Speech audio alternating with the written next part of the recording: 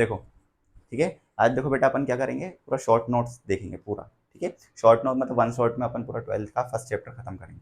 First chapter जो electrostatic है या इलेक्ट्रोस्टैटिक चार्जेस अपन बोलते हैं जिसको, उसको खत्म करेंगे इसी चैप्टर के अंदर। फॉर्मूला होगा वो लिखेंगे और शॉर्ट टाइप का लिखेंगे, जो भी कुछ लिखेंगे, ठीक है। तो किस चैप्टर का है ये बेटा? चैप्टर नंबर, ठीक है। मैं नाम क्या डाल दे रहा हूँ इसका, इलेक्ट्रोस्टैटिक्स। इलेक्ट्रोस्टैटिक्स का मीनिंग क्या है बेटा? इलेक्ट्रॉनिक चार्ज और इलेक्ट्रिक फील्ड, बेसिकली इसको बोलते हैं अपन इलेक्ट्रोस्टैटिक चार्ज, क्योंकि यहाँ पर क्या रहता है, रेस्ट पे, रेस्ट पर रहता है। रेस्ट की प्रॉपर्टी को अपन डिस्कस करते हैं, इसलिए इसको क्या कहा जाता है, इलेक्ट्रोस्टैटिक, ठीक है। सबसे पहले देखो तुमने इसके अंदर जो पढ़ा है वो काय के बारे में पढ़ा है बेटा? चार्ज के बारे में, ठीक है। इलेक्ट्रिसिटी पढ़ा है, electricity is the property of charges, ठीक है। बेसिकली इलेक्ट्रॉन का ट्रांसफर होता है काय के अंदर, इलेक्ट्रिसिटी के अंदर, है ना। हम सबसे पहले इंपॉर्टेंट चीज क्या पढ़ते हैं इसके अंदर, चार्ज के बारे में पढ़ते हैं। चार्ज के बारे में अपन एक ही चीज पढ़ी थी, क्या होती है वो? Intrinsic property. सबसे इंपॉर्टेंट वर्ड यही है, इंट्रिंसिक प्रॉपर्टी ऑफ मैटर, ठीक है। किसी भी मैटर का क्या होगा बेटा, इंट्रिंसिक प्रॉपर्टी होगी, उसको अपन क्या कहते हैं, चार्ज कहते हैं, ठीक है। अब इसकी कुछ प्रॉपर्टीज के बारे में डिस्कस करा था। पहली प्रॉपर्टी कौन सी थी बेटा, है ना? पहली प्रॉपर्टी अपन ने एडिटिव पढ़ी थी, ठीक है। एडिटिव प्रॉपर्टी को डायरेक्ट लिख रहे हैं अपन, क्या लिखेंगे बेटा? Algebraic sum. कौन सा सम होता है? Algebraic sum of individual charge,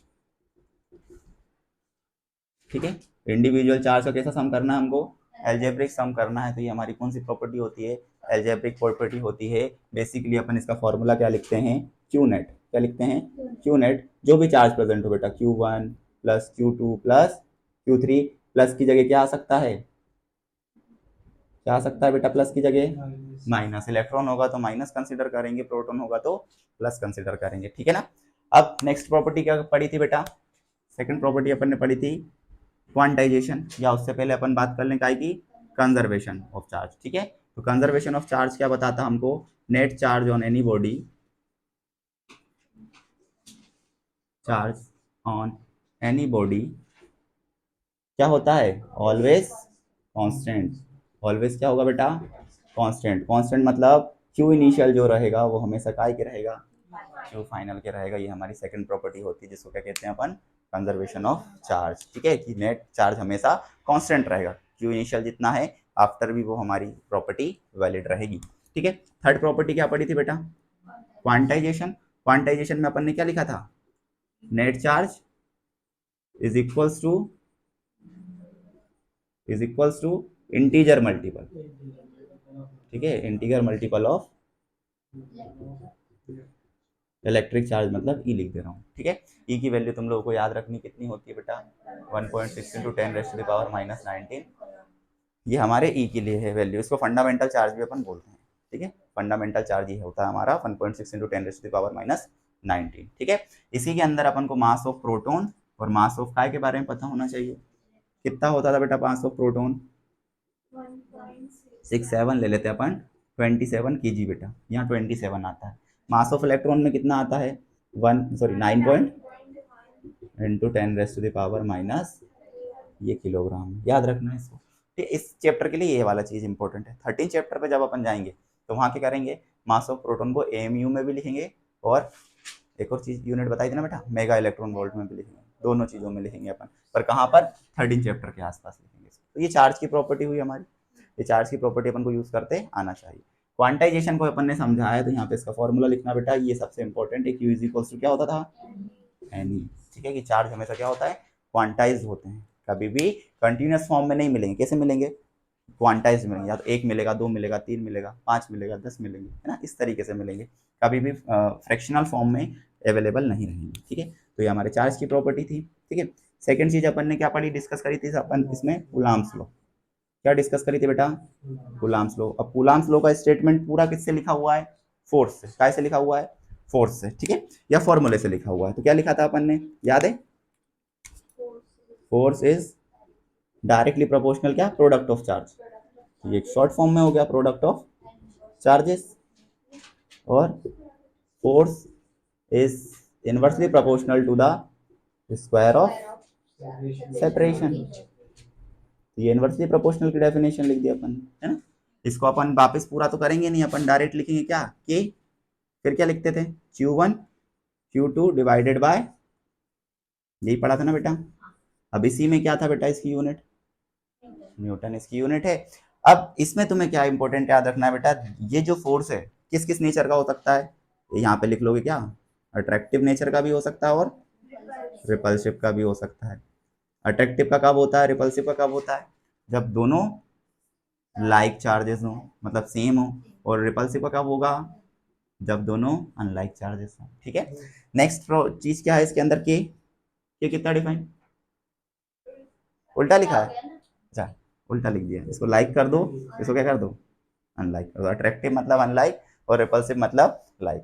के इज इक्वल्स टू कितना होता है बेटा, 1 by, which is also equals to 9 into 10⁻⁹ unit क्या थी, न्यूटन मीटर स्क्वायर पर, ये अपन ने यूनिट पढ़ी थी इसकी ना, सही यही थी ना, ठीक है। तो ये इसकी यूनिट अपन ने पढ़ी थी के की अपन ने यूनिट लिख दी थी। डायमेंशन फॉर्मूला भी लिखा था, क्या था, M L3T-4, और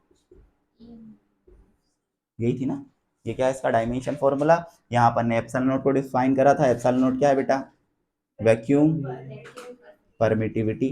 वैक्यूम परमिटिविटी को कैसे डिफाइन करा था, vacuum permittivity is equals to 8.85 into 10⁻⁻12, ठीक है ना, इस तरीके से डिफाइन करा था। यूनिट क्या थी, coulomb square Newton. Dimension formula M-1L-3T+4 और A, ये क्या है बेटा, डायमेंशनल फॉर्मूला है किसका, हमारे परमिटिविटी। हाँ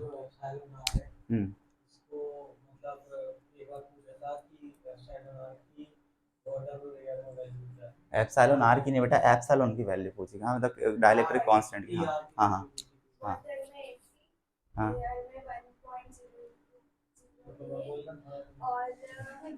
मैं लिखवा दूंगा, चलो ठीक है, मैं लिखवा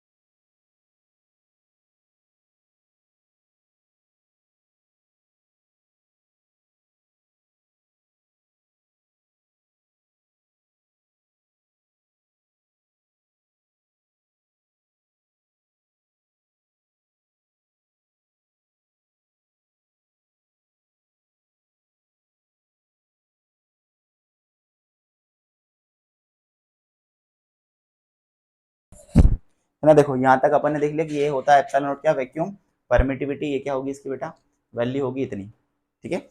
अपन ने इसका डायमेंशन फॉर्मूला डिफाइन कर दिया, ये एप्सिलॉन नॉट है। अब ये जो था फोर्स काय में लिखा था बेटा, वैक्यूम में। अगर यही फोर्स मीडियम में लिखा जाएगा तो मीडियम में क्या होता है बेटा, मीडियम में क्या डिफाइन होगा, एफएम डिफाइन कर दूंगा। मतलब इसका क्या है, इसका मतलब कि ये फोर्स कहाँ लिखा जा रहा है, मीडियम में लिखा जा रहा है। के रहेगा, Q1 रहेगा, Q2 रहेगा, बस साथ में क्या आ जाएगा बेटा, एप्सिलॉन आर। क्या आ जाएगा, एप्सिलॉन आर। एप्सिलॉन आर मतलब बताओ, एप्सिलॉन आर मतलब क्या होता है बेटा, रिलेटिव परमिटिविटी। क्या बोलते हैं इसको, रिलेटिव परमिटिविटी। और अगर इसको कहीं पर अपन ने काय से यूज करा बेटा, स्मॉल के से, काय से इसको यूज करा, स्मॉल के से, इसी को अपन क्या बोलते हैं बेटा, डाइलेक्ट्रिक कांस्टेंट। डाइलेक्ट्रिक कांस्टेंट इसका मेन काम क्या है, रिड्यूस फोर्स। क्या होता है, ये फोर्स को क्या कर देता है, रिड्यूस कर देता है या कम कर देता है। तो क्या कर देता है बेटा, रिडक्शन ऑफ फोर्स। क्या लिखेंगे अपन, रिडक्शन ऑफ फोर्स करता है, मतलब फोर्स को थोड़ा रिड्यूस कर देता है। डेफिनेशन की बात करेंगे तो डेफिनेशन क्या लिखी जाती है बेटा, F B upon F M, force in vacuum divided by force in medium. ये एक पहली डेफिनेशन हुई। दूसरी डेफिनेशन और क्या पढ़ी थी अपन ने बेटा, epsilon not upon, sorry epsilon upon epsilon not. Epsilon क्या स्टैंड कर रहा है यहाँ पर बेटा, मीडियम परमिटिविटी। क्या डिफाइन डिफाइन करेगा, मीडियम परमिटिविटी। एप्सिलॉन नॉट को तुम जानते ही हो कि क्या है वो, ठीक है, वो वैक्यूम परमिटिविटी है। और ये क्या आ जाएगा, मीडियम परमिटिविटी। एक और डेफिनेशन है ये, एक और डेफिनेशन और आगे की भी देख लेते हैं अपन इसके बाद, क्योंकि बार बार नहीं देखेंगे। क्या आएगा, E B upon E M, electric field in vacuum divided by electric field in medium. किसको डिफाइन करेगा, ये के को। सेकंड चैप्टर का भी डिफाइन कर ले रहे हैं यहीं पर, potential in vacuum divided by potential in medium, same to same रहेगा, ठीक है। पोटेंशियल के बाद एक और होता है, potential energy in vacuum divided by potential energy in, इस तरीके से 4 तरीके से डिफाइन होता है। एक और चीज में आएगा, क्या आएगा वो, capacitance in medium divided by capacitance in, यहाँ उल्टा होता है, ठीक है। बस सिर्फ यहीं तक कर लो, आगे आएगा तो फिर और बता दो, ठीक है। पर कितने फॉर्मूले होते हैं एप्सिलॉन आर के, ठीक है, ये थर्ड चैप्टर तक पूरा ऐसे जाएगा, ठीक है। ऊपर बस कैपेसिटेंस में देखो, कैपेसिटेंस में अपोजिट है। कैपेसिटेंस जब अपन डिफाइन करेंगे, कैपेसिटेंस में क्या है, अपोजिट है सी एम बाई, क्या लिख रखा है अपन ने, सी वी। मतलब कैपेसिटेंस इन मीडियम ऊपर कंसिडर करेंगे और कैपेसिटेंस इन वैक्यूम, है ना। अब इधर जरा ध्यान से देखोगे तो एप्सिलॉन बढ़ता जाएगा तो फोर्स इन वैक्यूम डिवाइड होता, कम होता जाता है, डिवाइड में आती क्योंकि ये वैल्यू है ना, ठीक है। फोर्स इन मीडियम क्या आएगा, हमेशा कम। ये देखो, इसी को देखोगे ना ऐसे कंपेयर करके, एप्सिलॉन आर जितना ज्यादा, फोर्स इन मीडियम उतना कम, इलेक्ट्रिक फील्ड उतनी, पोटेंशियल उतना कम, और हमारा पोटेंशियल एनर्जी भी उतनी ही, पर कैपेसिटेंस में बढ़ जाएगा। डाइलेक्ट्रिक के आने से, प्रेजेंट होने से कैपेसिटेंस क्या हो जाता है, बढ़ जाता है। तो ये अपन ने यहीं देख लिया, थर्ड चैप्टर में फिर से देखेंगे, है ना। तो ये, हाँ, इसी चीज को फिर से देखेंगे, ठीक है। तो ये हमारा क्या है, डाइलेक्ट्रिक कांस्टेंट तक या हमारे सिर्फ परमिटिविटी तक, ठीक है। अब इतना अपन ने देख लिया है, तो इसके बाद अपन ने नेक्स्ट क्या पढ़ा था बेटा, नेक्स्ट क्या पढ़ा था, सुपरपोजिशन प्रिंसिपल, ठीक है। क्या पढ़ा था, सुपरपोजिशन प्रिंसिपल। क्या बताता था सुपरपोजिशन प्रिंसिपल, ठीक है। अपन उसको लिख लेंगे अभी ना, सिंगल स्टेटमेंट क्या मतलब होता है सुपरपोजिशन प्रिंसिपल का, ठीक है। तो क्या है सुपरपोजिशन, सुपर पोजिशन प्रिंसिपल। क्या डिफाइन करता था बेटा सुपरपोजिशन प्रिंसिपल, ठीक है। तो vector sum of all force, हाँ बेटा लिख देंगे, vector sum of all force, और फोर्स, और मैं क्या लिख दे रहा हूँ स्लेश करके, इलेक्ट्रिक फील्ड। क्या लिख दे रहा हूँ, देखो समझ में आया क्या लिखना चाह रहे हैं, vector sum of all force और क्या, slash electric field on a point. तो ये हमें क्या बताता है, सुपरपोजिशन प्रिंसिपल बताता है। क्या लिखा था अपन ने सुपरपोजिशन प्रिंसिपल बेटा, एफ नेट, नेट मतलब टोटल फोर्स निकालना। क्या लिखा था फॉर्मूला इसका अपन ने, ये बाहर था, क्यू नॉट भी बाहर था। क्यू नॉट क्या, जिसके ऊपर फोर्स लग रहा था, क्यू नॉट वही ना बेटा जिसके ऊपर फोर्स लग रहा था। समेशन क्या देखा था, आई टेंड्स टू 1 टू n, क्या लिखा था, Q I divided by are आई का स्क्वायर, ठीक है। आई यहाँ पर नॉट भी लगाया था क्योंकि सेपरेशन था बेटा, उन दोनों के बीच में क्या था, सेपरेशन। और कुछ भी लिखा था, यूनिट वेक्टर मतलब फॉर डायरेक्शन, डायरेक्शन बदल जाएगी तो ये हमारा फोर्स बदल जाएगा। सेम टू सेम अपन ने किसके लिए लिखा था बेटा, देखो दोनों को एक ही साथ डिफाइन करा अपन ने, तो इलेक्ट्रिक फील्ड का भी लिखा था, क्या लिखा था इलेक्ट्रिक फील्ड का, के समेशन आई वन से लेकर एन तक क्या था, Q I, are I note का और आर आई नोट का यूनिट वेक्टर, मतलब क्या दिखाएगा ये हमको, डायरेक्शन। ठीक है, इस तरीके से अपन ने किसको डिफाइन करा है, इलेक्ट्रिक फील्ड को डिफाइन करा है। समझ में आया यहाँ तक। फिर अपन देखो इसी में जो एक और चीज बच रही थी हमारी, वो क्या है, vector form of, vector form of Coulomb's law. क्या देखा था वेक्टर फॉर्म में, वेक्टर फॉर्म में ज्यादा कोई चेंजेस नहीं आया था, बस यहाँ पर फोर्स का वेक्टर फॉर्म था। ठीक है, फिर क्या था, के, फिर क्यू नॉट, है ना, चलो क्यू वन क्यू टू से लिख देते हैं तो भी ठीक है, Q one Q two divided by R, यहाँ पे वन टू था डायरेक्शन के हिसाब से, वन टू, इसका क्या था बेटा, स्क्वायर नहीं था, क्यूब था, क्या था, क्यूब। और यहाँ अब यूनिट वेक्टर नहीं था, क्या था, वेक्टर ही था, है ना, अब यूनिट वेक्टर नहीं था, क्या था उसका, पोजीशन वेक्टर था। ठीक है, या डिस्प्लेसमेंट वेक्टर था। ये हमारा क्या है, फोर्स डिफाइन करा अपन ने काय के अंदर, उसके अंदर, काय के अंदर डिफाइन करा बेटा, वो फोर्स के उसमें। ठीक है, क्या सेम टू सेम यही इलेक्ट्रिक फील्ड के अंदर लिख सकते हैं, इलेक्ट्रिक फील्ड के ऊपर किसी चार्ज के ऊपर होगा, किसी चार्ज के ऊपर होगा। मान लो हम किस पे मान ले रहे हैं, क्यू नॉट चार्ज के ऊपर लग रहा हूँ, क्यू नॉट चार्ज यहाँ पर प्रेजेंट नहीं रहेगा। ठीक है, क्यू नॉट के ऊपर देख रहे हैं तो क्यू नॉट यहाँ पर प्रेजेंट नहीं रहेगा। सेम टू सेम आएगा आर वन टू का क्यूब और आर वन टू का यूनिट वेक्टर, क्योंकि मैंने तुम्हें एक चीज बताई थी ना, कूलम्ब्स लॉ ओनली फोर्स के लिए नहीं दिया गया था। ठीक है, ओनली कूलम्ब्स लॉ फोर्स के लिए नहीं दिया गया था, काय के लिए दिया था, इलेक्ट्रिक फील्ड के लिए भी दिया था। जनरलाइज वे में किसके लिए दिया था बेटा, इलेक्ट्रिक फील्ड के लिए भी दिया था फोर्स का। ये हमारा कूलम्ब्स लॉ है उसके अंदर, काय के अंदर, for finding the electric field between two charges. किसके ऊपर है ये, ऑन, यहाँ लिख दे रहे हैं ऑन क्यू नॉट, किसके ऊपर है ये, ऑन क्यू नॉट। ठीक है, क्यू नॉट जो यूनिट पॉजिटिव चार्ज है ना। इसको डिफाइन करने के बाद अपन देखो यहाँ डिफाइन कर देते हैं क्या, इलेक्ट्रिक फील्ड, क्या बताया था इलेक्ट्रिक फील्ड का, इलेक्ट्रिक फील्ड का क्या बताया था, रीजन सराउंडेड बाय चार्ज, यही बताया था ना, रीजन सराउंडेड बाय चार्ज। वो भी कौन सा था, ये सोर्स चार्ज, कौन सा चार्ज था बेटा, उसका जो रीजन होगा उसी को क्या कहते हैं अपन, इलेक्ट्रिक फील्ड कहते हैं। वेयर इट्स इलेक्ट्रिकल, या फिर अपन इलेक्ट्रिकल ना लिखते हुए सिर्फ डायरेक्ट क्या लिख देते हैं, इन्फ्लुएंस इज प्रेजेंट, क्या लिख दे रहे हैं, इन्फ्लुएंस इज प्रेजेंट, क्या कहलाएगा ये हमारा, इलेक्ट्रिक फील्ड कहलाएगा। बात समझे। ठीक है, ये बेसिकली हमारा सेकंड था कि इलेक्ट्रिक फील्ड प्रेजेंट रहेगी तो अपन इसको यहाँ पर चेक कर लेंगे। ठीक है ना, ये वाला आया अपना, इलेक्ट्रिक फील्ड जो प्रेजेंट रहेगी उसमें अपन ये लिख देते थे। और दूसरा फॉर्मूले वाइज अगर डिफाइन करना है तो किसे डिफाइन करते थे बेटा, ई, किसकी वजह से होता था, सोर्स चार्ज की वजह से। क्या होता था, ऑन टेस्ट चार्ज फोर्स किस पे देखते थे, क्यू नॉट पे, मतलब टेस्ट चार्ज पे। डिवाइड किसको करते थे बेटा, मॉड्यूलस ऑफ टेस्ट चार्ज, यही पढ़ा था ना। क्या आएगा, F divided by Q not. ये क्या है हमारी, क्या है बेटा, ये इलेक्ट्रिक फील्ड। यूनिट क्या डिफाइन करी थी, न्यूटन पर कूलम, ये डिफाइन करी थी अपन इलेक्ट्रिक फील्ड, न्यूटन पर कूलम डिफाइन करी थी। डायमेंशन फॉर्मूला क्या निकल के आया था, ठीक है, M L T minus three M minus one, dimension formula of electric field. ठीक है ना, ये हमारा क्या है, ई के बारे में या इलेक्ट्रिक फील्ड के बारे में अपन ने इसको डिफाइन करा है, कुछ इस तरीके से डिफाइन करा था ना। ठीक है, अपन यहीं पर एक और चीज लिख देते हैं, एक और चीज डिफाइन करते हैं, वो क्या है, electric field due to monopole. क्या डिफाइन करा था बेटा, इलेक्ट्रिक फील्ड ड्यू टू क्या बेटा, मोनोपोल।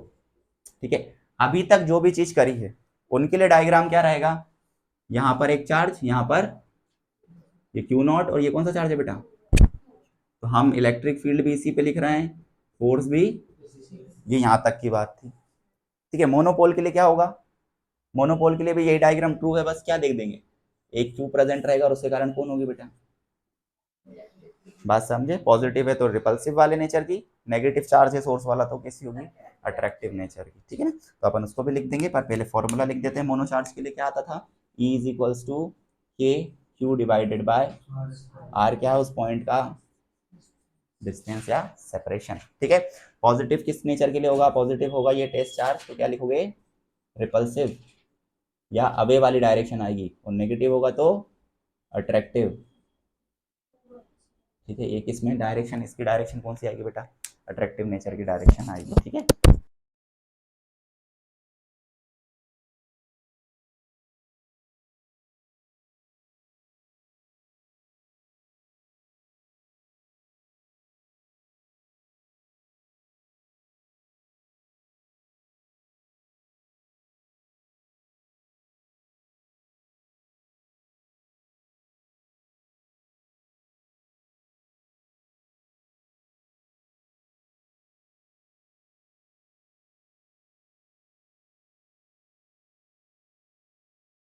नेक्स्ट क्या है बेसिकली हमारा, कंटिन्यूअस चार्ज डिस्ट्रीब्यूशन। इसका मतलब क्या बताया था बेटा कंटिन्यूअस चार्ज डिस्ट्रीब्यूशन का, कि चार्ज क्या करता है, पूरे पे डिस्ट्रीब्यूट होता है। चार्ज को अगर अपन किसी बॉडी को देते हैं तो चार्ज क्या होता है, डिस्ट्रीब्यूटेड होता है पूरी बॉडी के ऊपर, ठीक है। तो charge distribute all over the body, simple word में क्या बोलेंगे, charge distributed all over the body. कितने तरीके का पढ़ा था, कितने टाइप का था, पहला पहला हमारा था कौन सा, लीनियर। किसके फॉर्म में डिफाइन करते थे बेटा, चार्ज डेंसिटी। किसके फॉर्म में डिफाइन करते थे, charge density, linear charge density. Basically क्या लिखा जाता है, लेमडा क्या होता था बेटा, है ना, Q by length of body, ठीक है ना। लेंथ ऑफ बॉडी से डिफाइन करेंगे। इसी को स्मॉल फॉर्म में से डिफाइन करना, तो हम क्या डिफाइन करते थे बेटा, डी क्यू। डी क्यू क्यों डिफाइन कर रहे हैं, कूलम्ब्स लॉ लगाने के लिए। क्या होता था वो, लेमडा टाइम्स, बात समझे, लेमडा की जगह अपन वापस क्या रख सकते हैं, है ना, ये कंटिन्यूअस चार्ज को डिफाइन करता है, ठीक है। सेकंड जो पढ़ी थी वो क्या पढ़ी थी बेटा, surface charge density. Surface charge density को डिफाइन करना है तो कैसे डिफाइन करेंगे, सिग्मा से डिफाइन करेंगे। सिग्मा इज इक्वल्स टू क्या होगा बेटा, Q by area of that particular body. फिर डी क्यू डिफाइन करना है तो क्या होता था, सिग्मा इंटू, ये लाइन इंटीग्रल है, ये कौन सा इंटीग्रल है, सरफेस इंटीग्रल। ऊपर वाला लाइन इंटीग्रल, नीचे वाला सरफेस इंटीग्रल। ऊपर वाले की यूनिट कूलम्ब पर मीटर, नीचे वाले की, बात समझे या नहीं समझे। थर्ड देखो, थर्ड क्या आता था, वॉल्यूम चार्ज डेंसिटी। क्या आता था, वॉल्यूम चार्ज,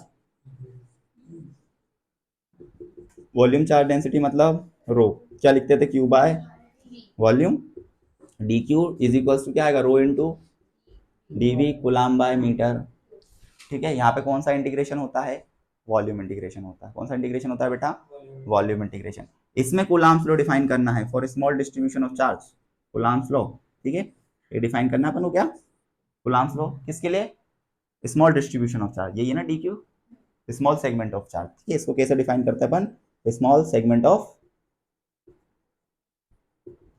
अगर स्मॉल सेगमेंट ऑफ चार्ज दिया है और हमें ये डिफाइन करना है तो फोर्स डिफाइन होता है कैसे, के डी क्यू की वजह से फोर्स है और किस पे लग रहा है, क्यू नॉट के ऊपर। सेपरेशन अपन क्या ले लेते थे बेटा, आर स्क्वायर, और डायरेक्शन क्या आएगी, क्या आएगी बेटा डायरेक्शन, आर के। क्या डायरेक्शन आती है वो तो देख के समझ में आएगा कि डायरेक्शन उसकी क्या है, ठीक है ना, न्यूटन हो गई है, ठीक है। अब नेक्स्ट इसी में डिफाइन करा था अपन ने क्या, इलेक्ट्रिक फील्ड। उसमें क्या नहीं आएगा, कौन सा चार्ज नहीं आएगा, क्यू नॉट। कौन सा चार्ज नहीं आएगा बेटा, तो क्या लिखोगे, डायरेक्ट के डी क्यू डिवाइडेड बाय, और यूनिट वेक्टर किसका आएगा, आर केप का। कौन सा फॉर्मूला हुआ बेटा, इलेक्ट्रिक फील्ड का, काय में, न्यूटन पर।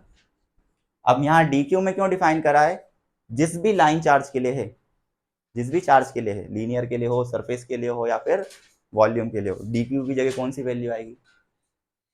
अगर लीनियर वाले के लिए तो यहाँ लेमडा डी एल लिखोगे, यहाँ भी क्या लिखोगे, लेमडा डी एल।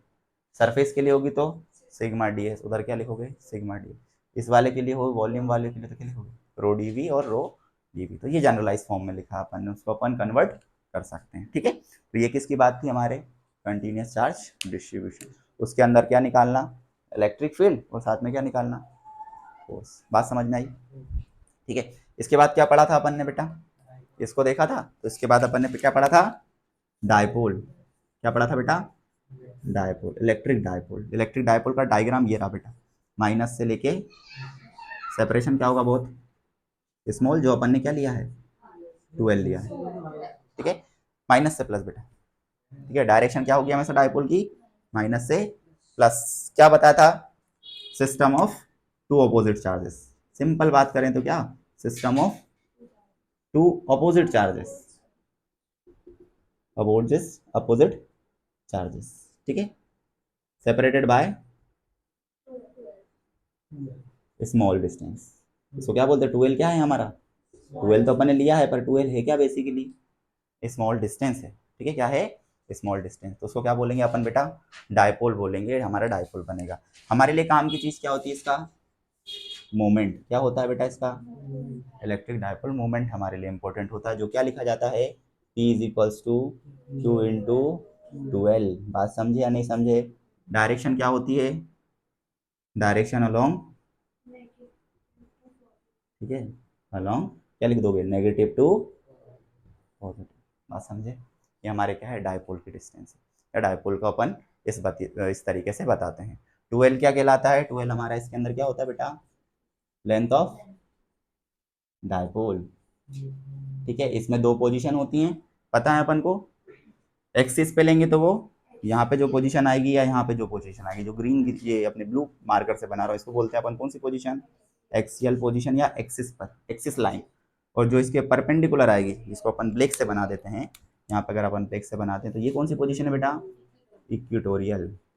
इसको अपन कौन सी लाइन बोलते हैं, इक्वेटोरियल लाइन, इक्वेटोरियल पोजीशन या फिर इक्वेटोरियल लाइन। ये किसके लिए, हमारे डायपोल के लिए। बात समझ में आई इतनी।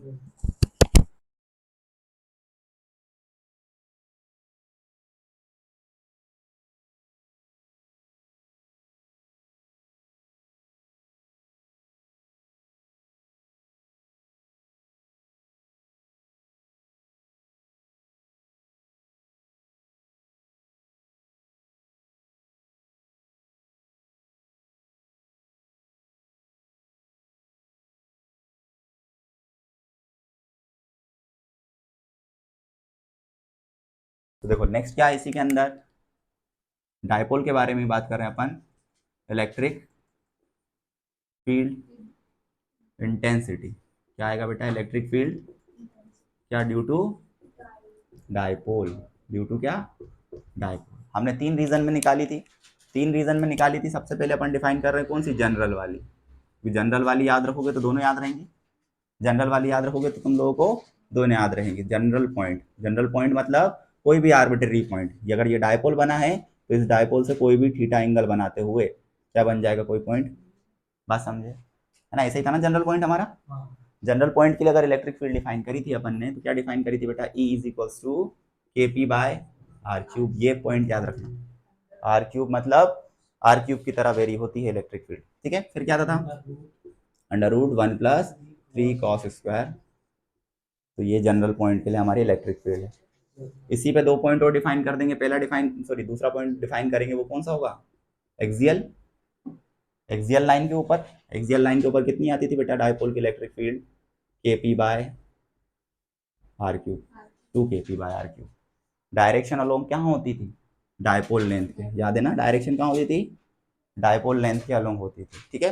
दूसरा थर्ड पॉइंट क्या था, इक्वेटोरियल। इक्वेटोरियल में कहाँ डिफाइन होता है बेटा, इसको ऐसे बना देते हैं और इसको ऐसे बना देते हैं, इतना सा अंतर। क्या थी, KP by R cube, but opposite to the direction of dipole. Dipole की डायरेक्शन कैसी आती थी, अपोजिट इलेक्ट्रिक फील्ड आती थी। एक रिलेशन और अपन ने देखा था इसी में, क्या था वो, E axial is equals to twice time of E axial, और इन दोनों के बीच में ये रिलेशन है, इसके लिए डायपोल के लिए। याद रखना है डायपोल के लिए जो इलेक्ट्रिक फील्ड वेरी होती है वो किसके हिसाब से होती है, आर क्यूब। किससे होती है, आर क्यूब। दो पॉइंट और बताए थे कि इसके बाद क्वाड्र पोल आता है, उसमें r⁴ आएगा, और ऑक्टोपोल के लिए कितना आएगा, r⁴ उससे ज़्यादा आएगा, 5 आता है, ठीक है। क्या आता है, 5 आता है बेसिकली, है ना। तो उससे एक पॉइंट, एक पावर हमेशा इंक्रीज होती जाएगी, ठीक है। तो ये हमारा क्या आ गया, electric field intensity due to dipole. है ना। अब इसी को अपन ने क्या करा था बेटा, dipole in uniform electric field निकाला था कुछ, यूनिफॉर्म इलेक्ट्रिक फील्ड। अब यूनिफॉर्म इलेक्ट्रिक फील्ड में अपन ने इसको प्लेस करा था, यूनिफॉर्म इलेक्ट्रिक फील्ड में क्या करा था बेटा, प्लेस करा था, तो कितनी चीजें हुई थी, तीन चीजें निकाली थी। कितनी चीजें निकाली थी बेटा, ठीक है। इस तरीके से डायपोल प्लेस कर दिया, यहाँ प्लस और यहाँ माइनस। ये डायपोल की लेंथ हो गई 12, माइनस से प्लस की तरफ, इलेक्ट्रिक फील्ड की डायरेक्शन हो गई ये वाली। कितनी चीज निकाली थी अपन इसमें, तीन चीजें निकाली थी। पहली चीज क्या थी, टॉर्क। क्या निकाला था पहला, टॉर्क। टॉर्क मतलब रोटेशनल फोर्स, क्या था, पीई। और क्या से, और कैसे पढ़ा था बेटा, ठीक है, यूनिट क्या थी, न्यूटन इंटू मीटर। टॉर्क की यूनिट लगाएंगे न्यूटन इंटू मीटर, ठीक है। तो पी क्रॉस ई पढ़ा था। तीनों केसेस भी देखे थे इसमें, थीटा 0 पे, थीटा 90 पे, थीटा 180 पे, ठीक है। तो अपन यहाँ पे जनरलाइज कर दे रहे हैं, थीटा 0 पर और 180 पर कितना टॉर्क आया था, 0, है ना। और थीटा 90 पे कितना आया था बेटा, मैक्सिमम कितना, समझे बात को, ये सिंपल लिखा हुआ पी के बराबर। दूसरी चीज क्या डिफाइन करी थी बेटा, वर्क डन, इसको रोटेट करने के लिए वर्क डन। थीटा 1 से थीटा 2 घुमाया था ना, क्या आया था बेसिकली हमारा work done, PE cos theta 1 से लेके कॉस थीटा, यही पढ़ा था ना बेटा, ठीक है। इसी को और जनरलाइज करा था, कहाँ से घुमाने पर, जीरो से घुमाने पर। कहाँ से घुमाने पर, जीरो से। उसको कौन सी पोजीशन से बोलते थे बेटा, from from from stable equilibrium position. कौन सी पोजीशन, स्टेबल इक्विलिब्रियम पोजीशन। ये स्टेबल इक्विलिब्रियम पोजीशन से घुमा रहे थे, तो वर्क कितना आया था बेटा, पीई 1 माइनस कॉस थीटा। अब इसमें भी थीटा के सेगमेंट लगा सकते हो तुम लोग बदल बदल के। यहाँ पे आएगा तो किसी पर्टिकुलर आर्बिट्री थीटा से किसी दूसरे थीटा पे घुमाना, इधर पे स्टेबल इक्विलिब्रियम से घुमाना। स्टेबल इक्विलिब्रियम स्टैंड फॉर क्या था, एसी इलेक्ट्रिक फील्ड, उसके बीच में डायपोल कैसे रखा हुआ, समझ में आ रहा है ना, डायरेक्शन ऐसे रखा है, माइनस से प्लस की तरफ, ठीक है। थर्ड चीज क्या निकाली थी बेटा, पोटेंशियल एनर्जी। क्या थी पोटेंशियल एनर्जी, यू, कितना कितने के बराबर, पीई, ठीक है, minus PE cos theta. Unit क्या होगी, जूल। इसके भी तीन केस करे थे अपन ने। थीटा 0 पे कितना आया था बेटा, थीटा 0 पे कितना आया था, माइनस पीई आया था। मैं और एक चीज बताई थी, जहां एनर्जी मिनिमम हो, जहां एनर्जी क्या हो, मिनिमम हो, वहां कौन सा स्टेट ऑक्यूपाई करता है, स्टेबल इक्विलिब्रियम। हमेशा के लिए याद रखना इस पॉइंट को, जहाँ पे एनर्जी मिनिमम, वहाँ कौन सा इक्विलिब्रियम बनेगा हमेशा, most of the stable state में होगा हमारा पार्टिकल। पार्टिकल हमारा कैसा होगा, स्टेबल स्टेट में होगा, ठीक है। दूसरा क्या पढ़ा था, थीटा कितना आया था इस बेटा, पोटेंशियल एनर्जी। ये कौन सी स्टेट होती है बेटा, नॉर्मल या न्यूट्रल बोलते हैं इसको, क्या बोलते हैं, न्यूट्रल स्टेट बोलते हैं। और लास्ट थीटा कितना था बेटा, 180, जो कितना आया था, प्लस पीई।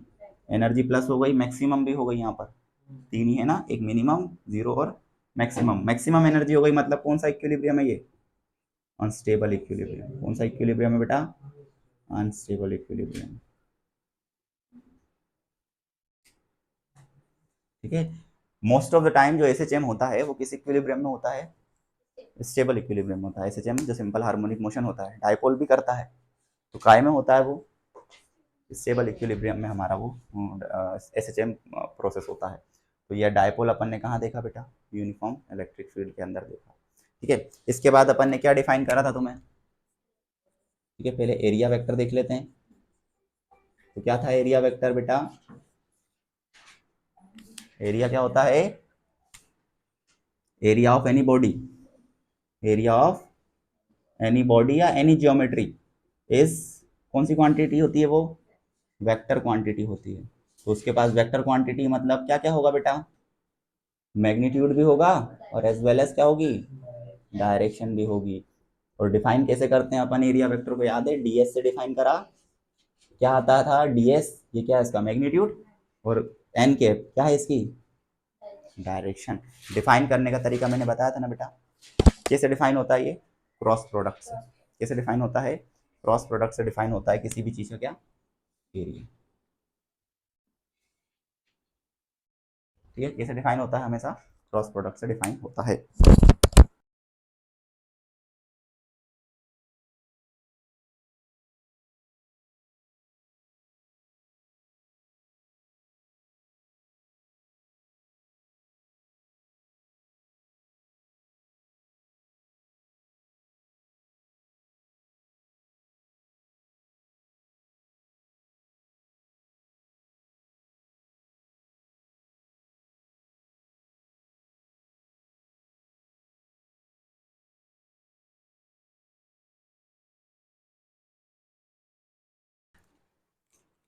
ठीक है, देखो क्या था, फिर इसके बाद क्या डिफाइन करा था बेटा अपन ने, इलेक्ट्रिक फ्लक्स।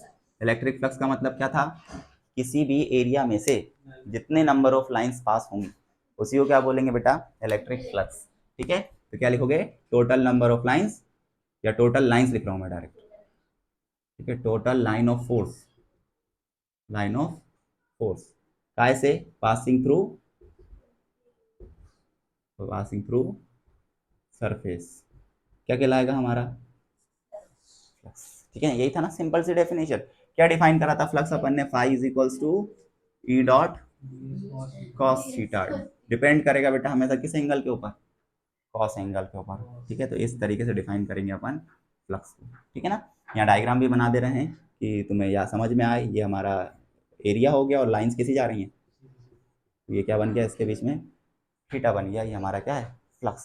ये बेसिकली ये हमारा क्या है, फ्लक्स। यूनिट क्या थी, न्यूटन मीटर स्क्वायर पर कूलम, यही बताई थी इसकी यूनिट, न्यूटन मीटर स्क्वायर पर coulomb. Dimension formula ml3 t minus a minus 1, ये क्या, t-3 a-1 dimension formula of flux. बात समझ में आई, ठीक है ना। तो फ्लक्स को अपन इसी तरीके से डिफाइन करेंगे बेटा। तो फ्लक्स से भी तुम्हारे कुछ क्वेश्चन आते हैं, तो इसको बिल्कुल मिस मत करना, इसको अच्छे से करना। नेक्स्ट क्या थी इसमें ही, गॉस थ्योरम। गॉस थ्योरम क्या थी बेटा, गॉस थ्योरम, ठीक है, गॉस थ्योरम क्या थी, नेट फ्लक्स, सिंपल वर्ड में बात करें तो net flux is equals to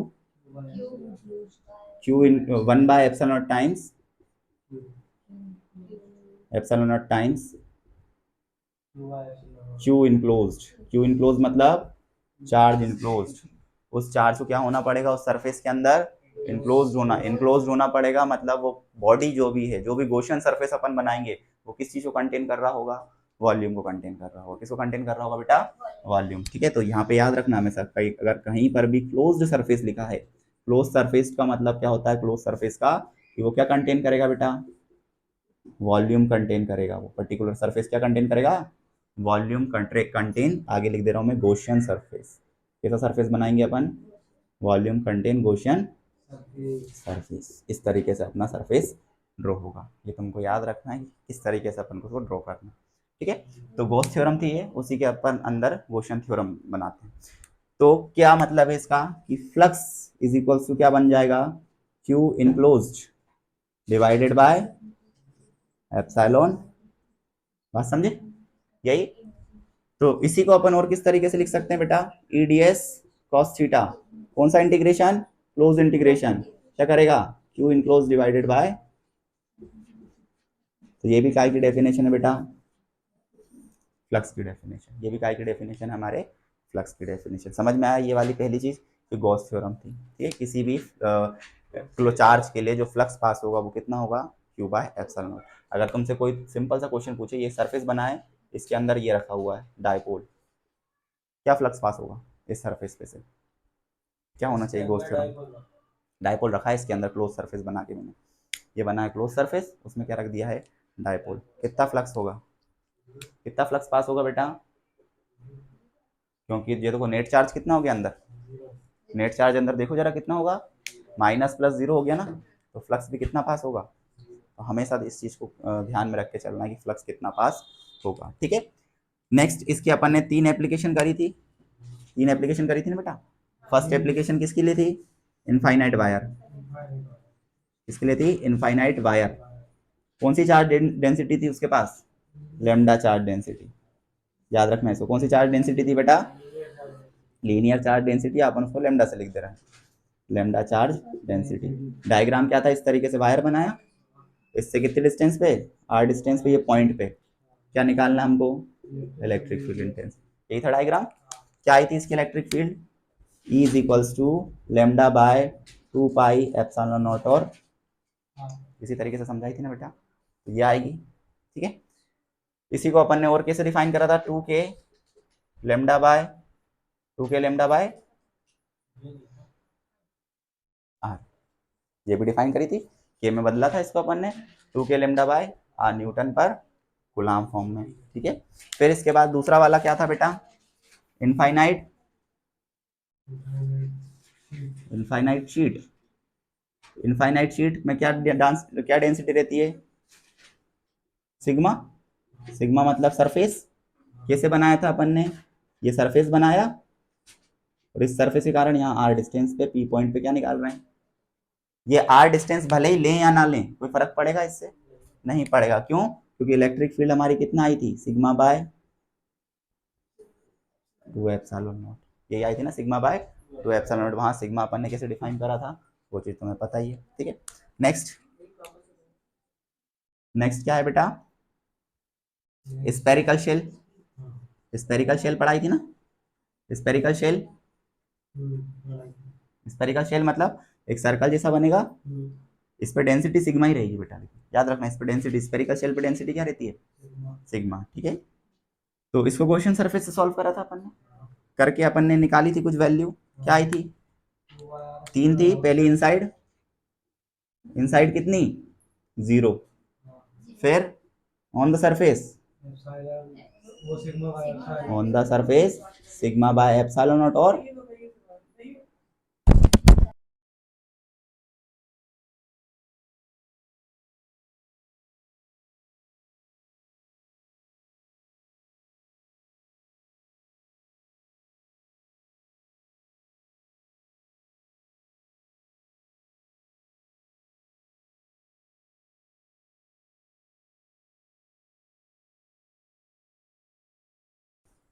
ठीक है। तो देखो इनसाइड इतनी आई 0, ऑन द सरफेस इतनी, और किस तरीके से थी बेटा, K Q by capital R square, याद करो क्या था, कैपिटल आर स्क्वायर था ना। ठीक है, कैपिटल आर स्क्वायर। ठीक है, और एक और आउटसाइड, आउटसाइड मतलब इससे बाहर की तरफ आर, इसका रेडियस है कितना आर, तो कितनी थी इसकी, K Q by small R square. ठीक है, स्मॉल और कैपिटल में अंतर याद रखना, R be the radius of the particular sphere, और स्मॉल आर क्या है हमारा, उसके बाहर के पॉइंट का। ठीक है, ये क्या है, स्पेरिकल शेल। अब देखो अपन ने सॉलिड वाला भी करा था, ये पर सॉलिड वाला यहाँ नहीं लिख रहे, तुम्हारे सिलेबस से बाहर का टॉपिक है। ठीक है, फिर भी वो इसको यहाँ तक अपना फर्स्ट चैप्टर कंप्लीट होता है। ठीक है, इसको अच्छे से करना।